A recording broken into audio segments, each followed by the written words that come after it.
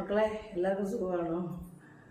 മഴയൊക്കെ ഭയങ്കര കാലാവസ്ഥ വളരെ മോശം, ഇരുണ്ട് വല്ലാത്തൊരു അസ്വസ്ഥതയില്ലേ എല്ലാവർക്കും.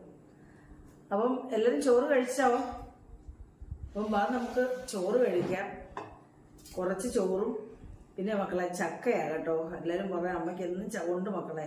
നമ്മുടെ പരിസരത്തൊക്കെ എല്ലാവരുടെയും വീട്ടിൽ ചക്കകളുണ്ട്, എല്ലാവരും തരും കേട്ടോ. നല്ലൊരു ബന്ധു വീട്ടിൽ നിന്ന് തന്ന ഇന്നൊരു ചക്ക ഞാനിത് എന്തെന്നറിയാമോ?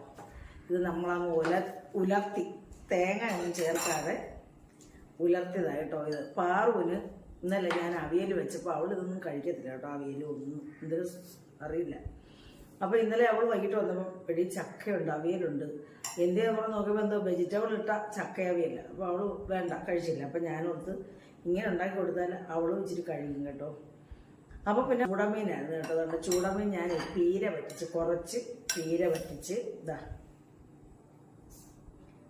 അപ്പം ഞാൻ പറഞ്ഞില്ലേ ഇച്ചിരി പീരയാണ് എല്ലാവർക്കും ഇഷ്ടം. പിന്നെ ഇതേ ഇച്ചിരി കറിയും വെച്ച് കേട്ടോ. നമുക്ക് ചക്ക കഴിക്കാൻ വേണ്ടി കറിയും വെച്ച്, കറിയാക്കി വെച്ചാണ് തേങ്ങ അരച്ച് കറിയാക്കി വെച്ചാൽ അത് നമുക്ക് കുറച്ചിങ്ങെടുക്കാം.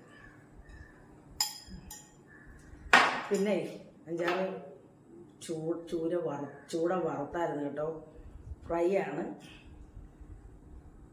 എനിക്ക് 2-3 മതി കേട്ടോ. പാറുവിന് വേണ്ടിയാണ് ചെയ്തത്.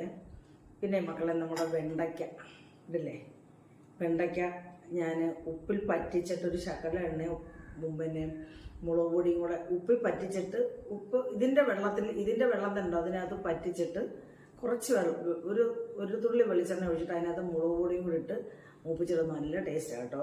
പിന്നെ അത് ഞാനിങ്ങ് എടുക്കുക കേട്ടോ. എനിക്കാണ് പ്രധാനമായിട്ടും.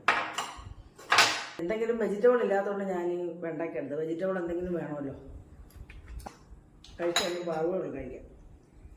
അപ്പം ഞാൻ കഴിക്കട്ടെ മക്കളെ. അപ്പം വല്ലവരും നമുക്ക് ചോറ് കഴിക്കാം കേട്ടോ. അപ്പം ശരി മക്കളെ.